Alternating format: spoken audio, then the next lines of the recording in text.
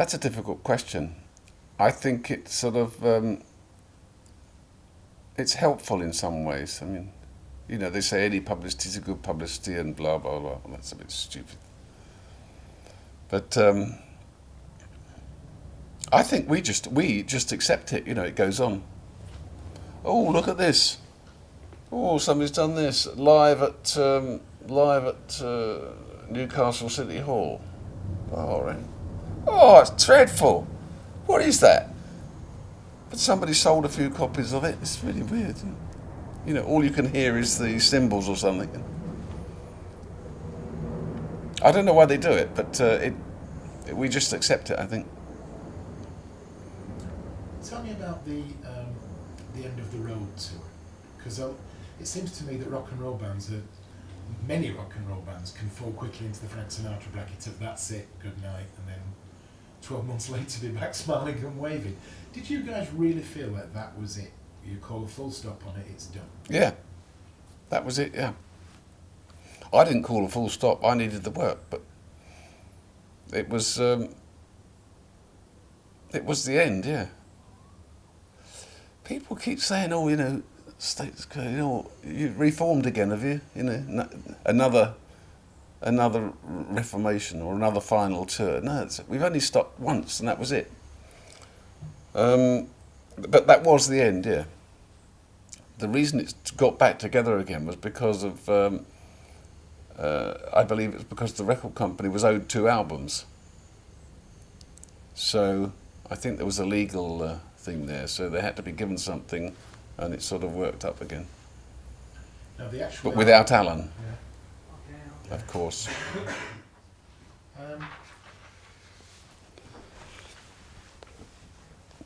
The final show at Milton Keynes was big, massive, big Quo stage, the lights and everything. How did that feel? I mean, that must have been like one of the biggest. Because obviously, on that night, you all thought that was the last thing you were going to do. Did you? I was told yesterday that Rick was wandering around the hotel, going, "Hi, good evening. I'm no longer a member of Status Quo. Hi, good evening. I'm no longer a member of Status Quo." After the show.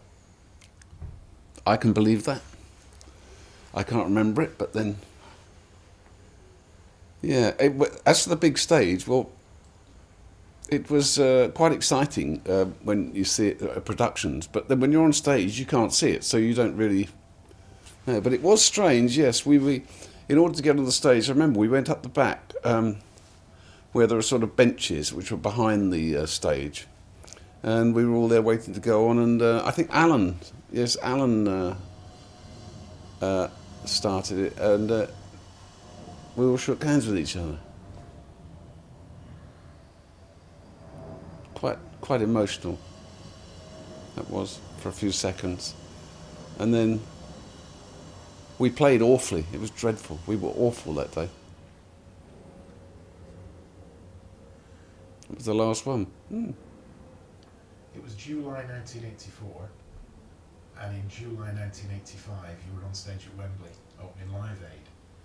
So it was 1 year from Was it? to coming back, basically. Right. How did Live Aid come about for Quo? I don't know, but it was David Walker, wasn't it, who was managing. Brilliant. I mean, he does take the credit for it, or he did take the credit for it, before he departed this mortal coil. If it really was him, it was brilliant. All the other managers were arguing who's going to go on last, what good time to go on. He said, look, because he's a poker player, he was a champion poker player, he'd say, look, I tell you what, forget it, I don't know, my band, I'm going to put them on first. So you work out, we went on first. Of course, well, it was brilliant, wasn't it? Brilliant. It was the only thing that everybody watched. Because as soon as we got into our third bar, everybody turned off, right? Oh, no, I'm kidding. That was brilliant, a brilliant move. This is Barbara of Seville. You opened. I was told, again, this is something we've just been told the last few days. So initially, Quo didn't want to open. They thought, oh God, Didn't want to open Live Aid. They were more, apparently your mind initially was support bands open. Then it was explained by Geldof, actually it's rocking all over the world. That's why we're here. It will be the anthem. Yeah, yeah. It didn't take. I don't think it took David Walker long to talk anybody round to his point of view. It never did actually. But yeah, it was a brilliant marketing ploy. Let me ask you about the departure of Alan Lancaster, because I don't know if it's this simplistic, but the story is he didn't like Margarita Time, so he left. Can it really be that easy after all those years? Have you asked anybody else that question? Because one never knows whether to tell the truth or not. It's really hard.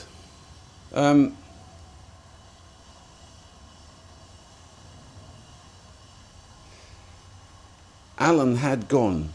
He'd gone from the band. He came back for Live Aid. He came across to do Live Aid. But as far as we were all concerned then, certainly as far as I was concerned, the band was over. It was finished. And when it reformed without Alan, because Francis didn't get on with Alan.